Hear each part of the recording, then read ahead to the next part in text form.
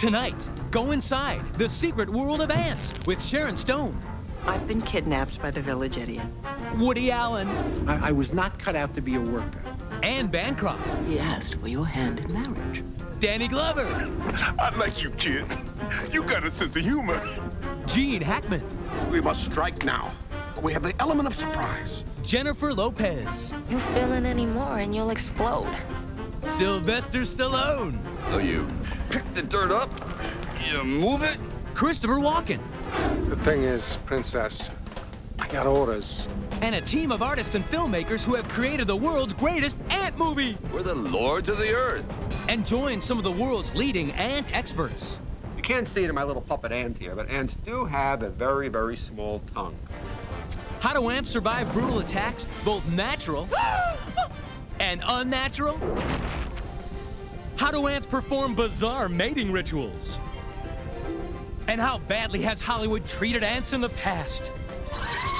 It's not my idea of a rewarding career. Find out, it's all tonight on The Secret World of Antz. Hi, I'm Sharon Stone, and I'm proud to be a part of a very special movie, Antz. It's a modern-day fairy tale where I play a seductive princess. A classic romance with hundreds, actually thousands of men, all interested in me. Of course, I'm not just any princess. I'm a princess ant. Stop! I order you to stop, worker! Hey, I got a name, okay? It's Z. And believe it or not, it's a love story. That was my co-star, Z, voiced by Woody Allen. Bala and I, she's a princess and I'm a soil relocation engineer. Who would have thought? Me teaming up with Woody Allen again. But you know, he's quite the leading man. You're not like anyone else. When I read the script for Antz, I realized there was a whole world I had never thought about. The story is about a single worker who is grappling with something most of us struggle with. Supposed to do everything for the colony, and what about my needs? What about me? This ant in a million finds himself in love with, of all things, a princess. Youch. Discovers an over-the-rainbow wonderland called Insectopia. Bright, sunshiny day. Inadvertently ends up in the middle of a war with acid-spewing termites. And leads a revolution against a villainous army ant. That's Steve! He's got all the things I like in a guy. No ant colony can survive and prosper without a queen. Ours is voiced by Anne Bancroft. Now, it's not all that bad being princesses. Oh, Mother, don't be so dramatic. She does very little, except make babies and tell everybody what to do. That's her job, and I do that very well. I've been practicing that for years. Jane Curtin and Dan Aykroyd are the voices for a pair of waspy wasps. Now, please, Muffy, not another crusade. Chippy, we have a social obligation to the less fortunate. I think maybe because she flies, she feels superior. Huh? That's a good one. Danny Glover is a soldier ant who meets a soldier's heroic destiny. You new kid. Oh, yes. Name's Barbados. Together, we're invincible. Jennifer Lopez is Z's spunky co-worker, Azteca. It's not about you. It's about us, the team. Suit yourself. Me, I'm cutting loose. Weaver, Z's best friend, is voiced by my pal, Sylvester Stallone. Big guy coming through. Grant Shout is terrific as the voice of an ant who's a real suck-up to the big boss. Everybody is working full tilt as it is, and You can't help it. It's your nature. General Mandible, cool, calculating, and evil, Where is Z? is voiced by Gene Hackman. What matters is the colony. To fight for the colony. To die for the colony. It seems extreme. And Christopher Walken as a psychotic second banana to General Mandible. Oh, and then there's me, Princess Bala. I've been traveling, and I'm all schlumpy. Up to now, I've played a gunslinger, a futuristic secret agent, and a psychosexual killer. Youch. But for this movie, I had a whole new challenge. getting into the skin of an ant, I knew I had a lot of research to do. In 1954, ants made their first major theatrical appearance in The Naked Jungle.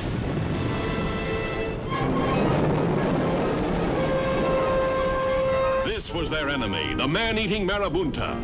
And here in the naked jungle, you'll share the dangers of their epic struggle against the deadliest force in all of nature. That same year, things got a lot worse. Ants were cast in the movie Them as giant 12-foot mutants.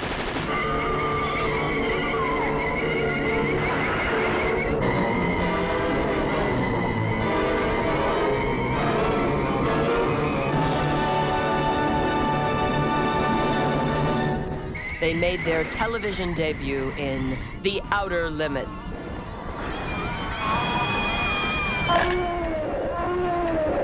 They were portrayed as mindless warrior drones in The First Men in the Moon.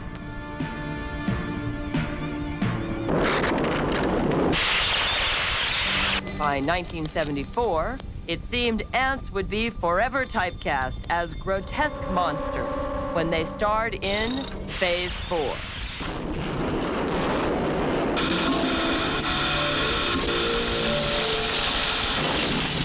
I can't believe it.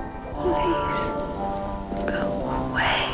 These giant ants are actually able to control humans. In 1977, they co-starred with Joan Collins in their own movie entitled Empire of the Ants.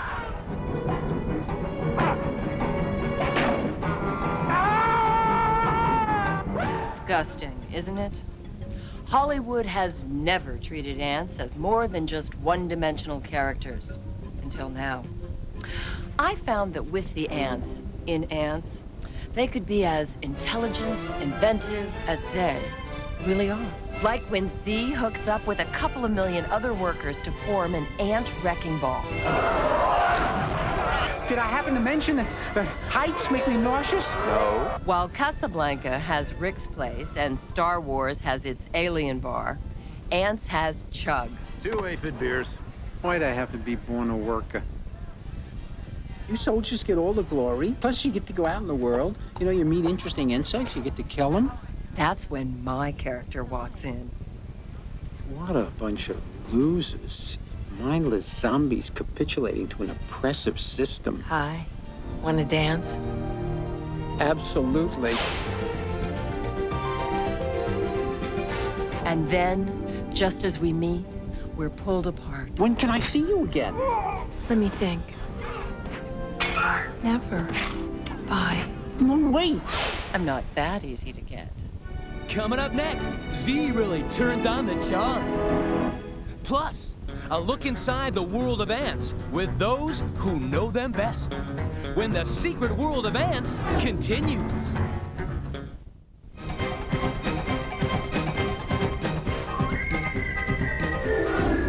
I became interested in ants only after becoming one in a movie.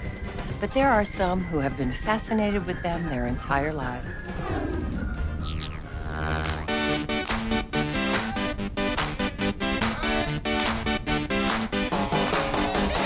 First of all, ants are insects. And all insects have 6 legs. Hey, you got a problem? They have a head, 2 very, very large eyes. They have a thorax. This would be analogous to a human being's chest and back. Ants are like people in the sense that reproduction is the goal of evolution. You're the one who was cruising the worker bar looking for a little action.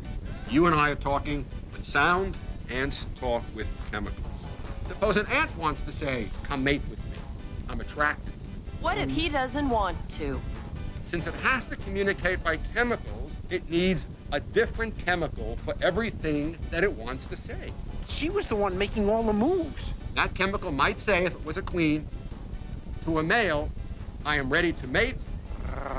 And after they mate with the queen, they drop dead. Gee. If you're an army ant, you want meat. You want other insects. If you're a fungus-growing ant, then you only want to eat a fungus. The way they do that is to cut down leaves, mix it with a little saliva, grow a fungus on that mixture, and eat the fungus. Suddenly I've lost my appetite. I'm fascinated with these organisms because, like human beings, they are very, very social. Every worker in the colony is here. They have complex forms of communication. Hey, wait a minute. That guy owes me money. And that's why I do it. Now, let's be honest. There are a lot of us who kept a few of them around as pets.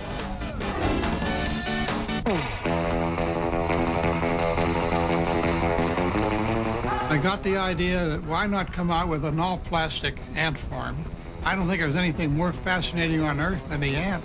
If you will take an ant farm and study the ants as they're working in the farm, you will see that certain ants in there perform certain duties. There are happy ants and unhappy ants, just like people. What about my needs? What about me? There are ants that are bullies. Buckle up, Spanky. There are ants that are sissies. And I think you can find a parallel between ants and the human race. They like to drink, too. Did you ever see an ant wobble? I made close to $3 million on ants. Wouldn't you like them? And while ants are one of the most dominant organisms on Earth, there are some people in Hollywood who are glad they haven't unionized yet, such as Ray Mendez, ant trainer.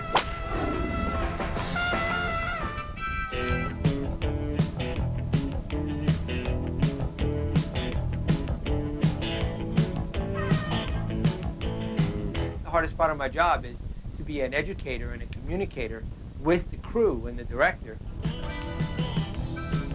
Ants are, they don't put up with too much nonsense. One of the things that you have to be very careful of is making sure that the ants you're working with are all of the same colony. Otherwise, you just have a ball of, little legs and heads flying as they chop each other up. You can't make an ant do anything, so if you're in a hurry to get them to do it, go pick another subject. Something a little bit crazier, maybe flies. For moving the ants from one place to another, it's very important to have the right kind of housing. The ants go into these trap boxes that have screens on top, and they get aspirated. And this has a filter at the back so that the ants don't get sucked into your mouth. In order for us to find the kind of numbers of ants that I might need for a commercial, I would need to find the colony that's under a big flat rock where there's more of them all at once to be collected. We did a telephone commercial some years back where the ants carried a phone, and as a gag, at the end, I wanted to, the guy who fell off the train, hey man, where am I? And a little ant runs out and follows the chemical trail, and it gives you the perfect cartoon character at the back of it. So, for myself as a wrangler, it's like a marriage. I have to marry the right ant to the right job to make sure that the director looks great, because that is what we're all here for. Oh, really? Lunatic at 3 o'clock. The ant world is governed by its own rigid set of rules, and they are never violated, except maybe by an ant in love. You gotta switch places with me. Let me go to the inspection instead of you. This is the only way I can see her. See who? Princess Bala. Z disguises himself as a soldier, but then discovers he's got the job for life, or for as long as he can stay alive. The ants go marching one by one, hurrah, hurrah. We slaughter termites just for fun, hurrah, hurrah. Forward! Come on, let's kick some termite butt.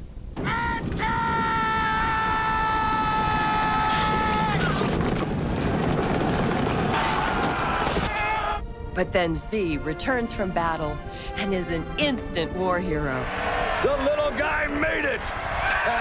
Z is granted an audience with the Queen, but makes a lousy first impression. What are you doing? Let go of my daughter. He's taking our hostage. From out of the world of ants into the world of cinema magic, how they transform Sharon Stone into Princess Bala. When the secret world of ants returns.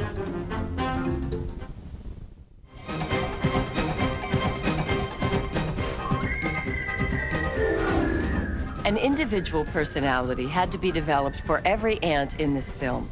It took over 250 artists and filmmakers at DreamWorks and Pacific Data Images almost 3 years to bring these characters to life. Man, that is so deep. Animation is a very collaborative process. When we storyboard a film, the artist will draw up all the sketches to illustrate a comic book version of the film. You write down what you're going to do, you test it out, you go and show it to many people, make adjustments based on how people feel. And we go through and check these out, come up with new ideas, and adjust and build the film bit by bit. It's a process that just goes on and on and on.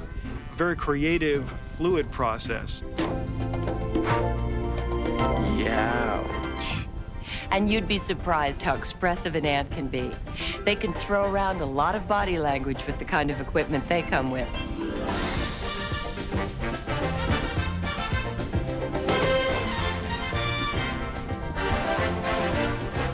What we try to do is get the feeling that the performer sort of put into the live performance. As each actor was brought on, their character physically was designed to not necessarily look like them, but to reflect the personality of that person. Certain mannerisms are taken as you're performing it here and transposed onto the screen. So I suppose it helps the animators to see how the actor actually performs it. Suit yourself. Me, I'm cutting loose. I get as sweaty and as tense and as worn out after many hours as working in a natural film. You ought to watch that aggressive behavior, buddy. We knew to pull off the film, these characters were going to have to act in like a really believable way. And the primary way of doing that was really to do facial animation that was just beyond anything anybody had done yet. Even though you see an ant, but underneath that, there's all these human muscles that is built into the character. Like, if I do a little sneer, I'm contracting the muscle here. The number of actual controls, both bones and muscles, was over 300. Combine that with another 700 for the bodies, and there was like over 1,000 controls per character. We've got close-ups of characters that are thinking one thing and saying another, and you can tell. Well, actually, the truth is I generally just make belittling comments and snicker behind Death's back. Mandible, who's the evil guy, was to me the one who stood out. So we got to put some wrinkles and furrows in his brow and the bridge of his nose that really kind of made him stand out and just really kind of come alive. Now bring me that soldier. Well, one of the biggest challenges with ants is dealing with crowds. Obviously, when you have a colony of ants, you expect to see hundreds, thousands, millions of ants. We've basically taken 4 or 5 different techniques and been able to develop a system and an architecture for crowd systems that is probably the most sophisticated of its kind. It gives a layer of reality to our film that is just terrific. Besides creating all these great characters, Antz, like all the best movies, takes us to another world. An extraordinary little world that's right at the tips of our toes. We always said it's not about how small the ants are, it's about how big their world is. We researched a lot of microphotography, trying to get down to a bug's eye level and what does the world look like down there, what a surface of a leaf actually looks like. A dandelion now becomes a tree. I think we've done a very good job at representing the scale of an ant. A pebble to us or a grain of sand to us is a boulder. A weed becomes a redwood forest. Picnic ground becomes a city. We've seen it all, but we haven't seen it from the ant's perspective. It's beautiful. One of the best sequences for showing that is the shoe to shoe.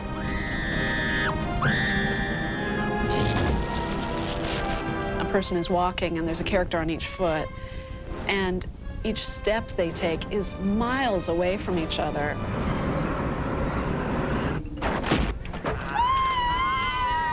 So they see things quite differently. Who the heck is that? Lighting is the last step. The layout's done, all the voices are done, the motion's done, and then it comes to us. This is what it looks like coming straight out of motion. There's no lighting, there's just simple plastic surfaces on everything. We turn it into this.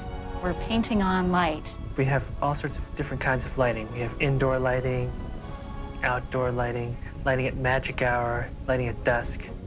Throughout Z and Bala's dance, the lighting sort of changes, kind of gets soft and filtered and romantic, kind of like where the environment is oblivious to them and they're in their own little world.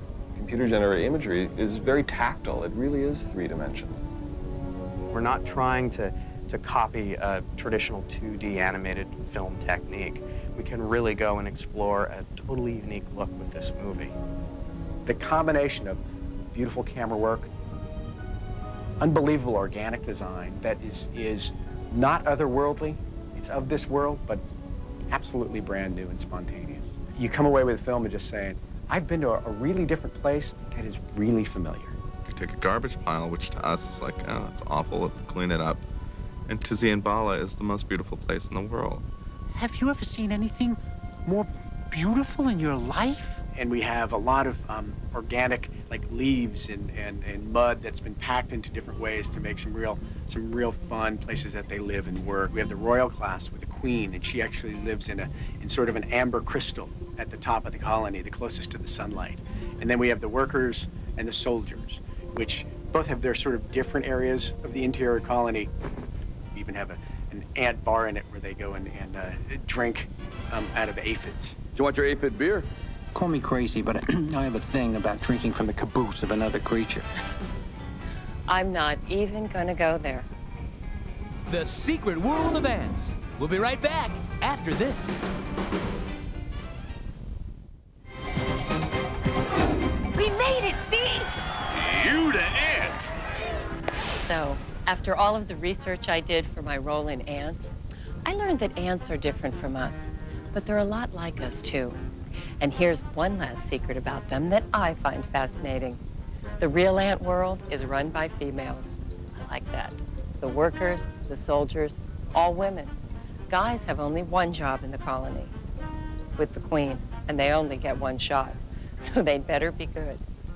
I'm Sharon Stone. You be good too.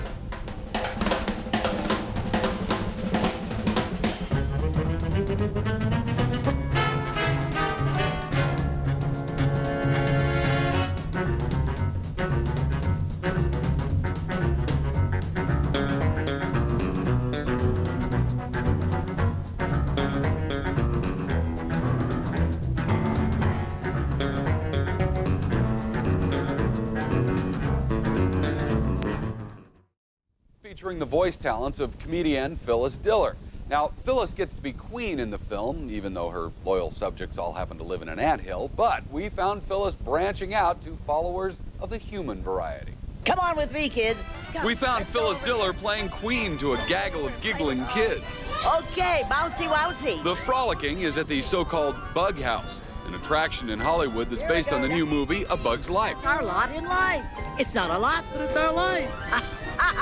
And yes, that's Phyllis's voice. Disney talked her into playing the queen ant.